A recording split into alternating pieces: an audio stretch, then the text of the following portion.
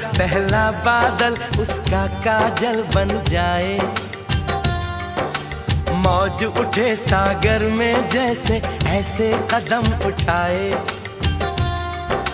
रब ने जाने किस मिट्टी से उसके अंग बनाए। छम से काश कहीं से मेरे सामने वो आ जाए। भोली सी सूरत, आंखों में मस्ती, दूर खड़ी शर्माए।